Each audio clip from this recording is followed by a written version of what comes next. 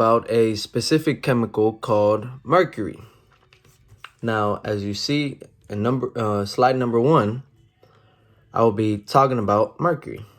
So, mercury is a very pretty element in its shiny, fast-moving liquid form. But do not try to touch it. Why? Because it can be extremely poisonous to us humans. Now, its name came from Greek, which means liquid silver. And in other words, which also means quicksilver for its fast mobility. Now, moving on to slide number 2. Well, I am not going to lie. This is not the first topic that I would have chosen, but since it was the only one I really only knew about, that and was the only one that was left for me to choose, I thought it was a great choice, because since I have seen this chemical mercury before in person.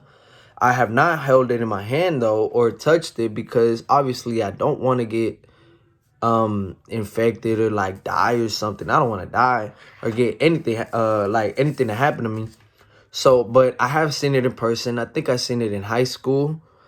Moving on to slide number 3. Slide number 3. Mercury can be used to make thermometers, barometers, and other scientific instruments. Mercury conducts electricity and is used to make silent positioning dependent switches. Mercury vapor is used in street lights, fluorescent lamps, and advertising signs. Now, moving on to slide number 4,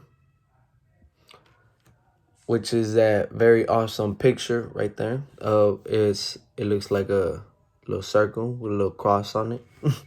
So, slide number 4, the name Mercury originated in the 6th century alchemy, in which the symbol of the planet was used to represent the metal. The chemical symbol Hg derives from the Latin hydrargyrum, liquid silver, which is his main application was for medical purposes. Moving on to slide number 5.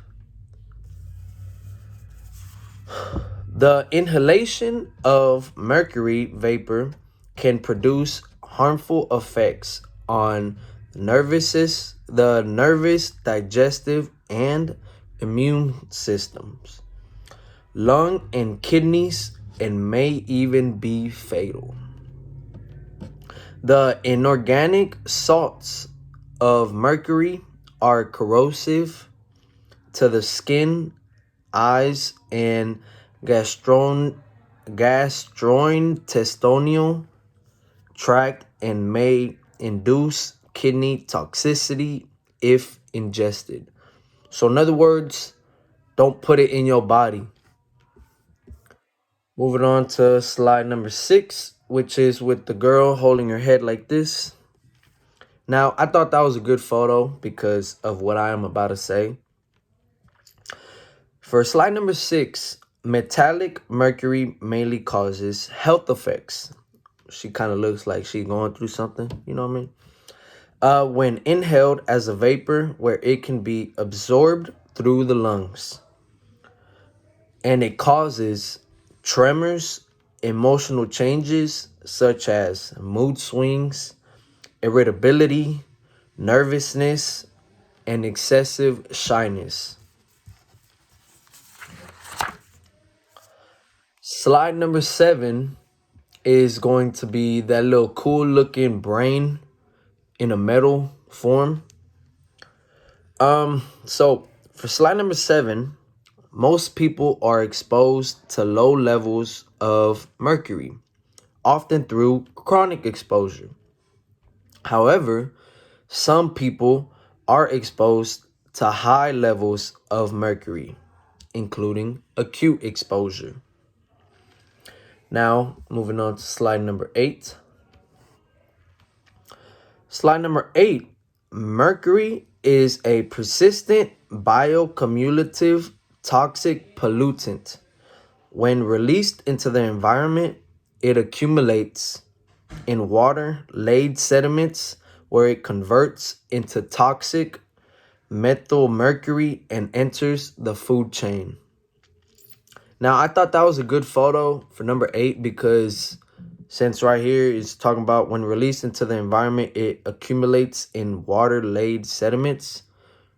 That showing some water going into the environment, coming out of like a rusty pipe, kind of like some sewer. So yeah, I thought that was a good example. Moving on to slide number 9. After elemental mercury is absorbed, it is oxidized in the tissues to inorganic forms.